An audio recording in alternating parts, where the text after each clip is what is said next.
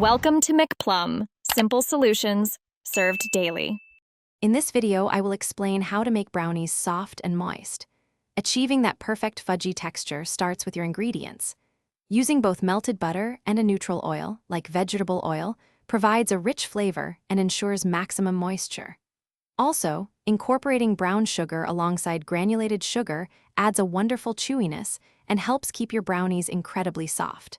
Remember, the right foundation is key for delicious results. Once your wet ingredients are well combined, it's crucial to gently fold in your dry ingredients. Overmixing develops gluten, leading to tough, dry brownies, so mix just until no streaks of flour remain.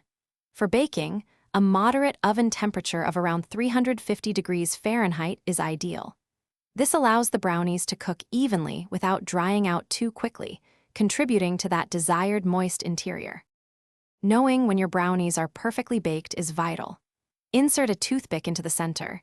It should come out with moist crumbs, not completely clean. If it's totally clean, they are likely overbaked. Once out of the oven, resist the urge to cut them immediately. Allowing your brownies to cool completely in the pan for at least 2 hours helps them set and become even fudgier and moister. For an extra boost of moisture and tenderness, consider adding about 1/4 cup of plain yogurt or sour cream to your wet ingredients. A small amount of brewed coffee, perhaps 1 teaspoon, can also deepen the chocolate flavor without making your brownies taste like coffee. Finally, store your cooled brownies in an airtight container at room temperature to maintain their delightful softness and moisture for several days. Thanks for watching. Stay juicy and subscribe.